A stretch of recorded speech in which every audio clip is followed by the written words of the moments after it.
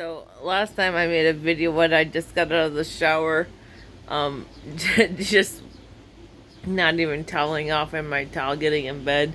I was doing the Aaron Rodgers thing, where I was like pretending like he was actually in the room with me doing a video with me. I think some people actually bought it, like even my psychiatrist at Winnebago. He's like, "Was Aaron Rodgers in the room with you when you did that video? Was he really doing that stand-up video with you?" Like he was too shy to be on camera because he was naked. I'm like, no, it was a joke. And I ended up putting that one on private because it was kind of embarrassing. I'm like, oh my god, my fucking nuts. I think Aaron Rodgers is my fucking boyfriend.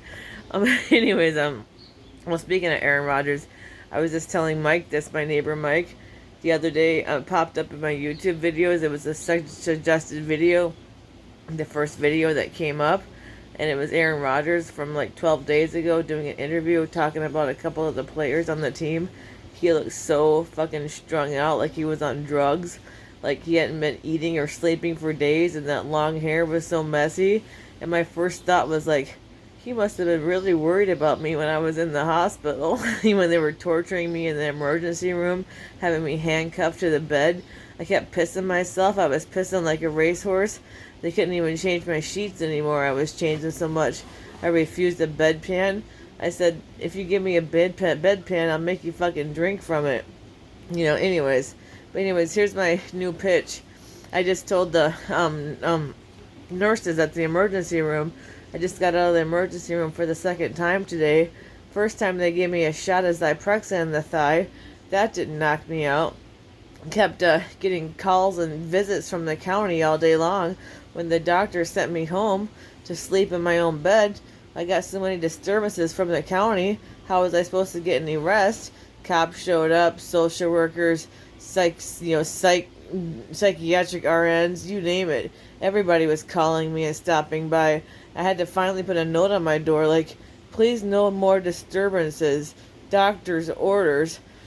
Ended up calling the Richland County Sheriff's Department. It wasn't going to call the crisis line. Fucking mental health people fucking let me down every time. I went straight to the cops. The cops don't think I'm delusional. They never have. Fucking county. They send you to Winnebago and call you crazy. Pump you full of pills. Anyways, at the emergency room tonight, I was talking to this guy. I think his name was Nick. I'm not sure. I hope I don't got his name wrong, but he's this really cool nurse. And he was just getting off duty with another nurse in the emergency room, and as they were walking out, Nick said he knows me. When he first saw me in the emergency room this morning, I was in there twice. He worked both times I went in there, but in the morning, he's like, I haven't seen Charlie in a while. I'm like, you know me? He's like, oh yeah. I said, well, how do you know me? He's like, those famous YouTube videos. Anyway, so the second time I went there, I just got home from the emergency room. The cab finally picked me up this time. They had left me hung high and dry the first time. I had to walk home carrying about, how many pounds? I can't even imagine how many pounds of bags I was carrying. I had a heavy bag in each hand, walking home in my pajamas. Cab never showed up. Anyway, second time I was there, cab showed up, good. They said they'd show up this time because I fucking complained to everybody and their brother. Anyway, so when I was waiting for the cab, Nick and this other nurse were just getting off their shift. They must have had a long shift. I can't imagine what their shifts are like. But anyways, Nick's like, do you have any more YouTube videos? Are you going to post any more? And I said, yeah, I do movie pitches. And my newest pitch, I was going to post it the other day. I actually came up with this idea for this movie about a month ago when my case manager, Allison Barker from Richland County Health Improvement Services, when she was visiting, she kind of reminded me of like Alicia Silverstone looks wise, and I was telling her how I come up with my movie pitches is to basically think of who's playing this character, who I'm playing in the film, and then I somewhat manipulate a conversation to come up with a like a script, like dialogue, and then the concept for a film.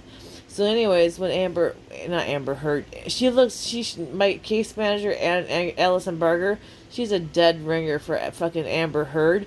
And at first I thought that was an insult, but then when I saw more of these interviews after the verdict, I think Amber Heard could really use a comeback movie. So my pitch for this movie, the movie is called the E.M.T, like the paramedic, the E.M.T, and it stars Amber Heard, and she's the main character. This is her comeback film.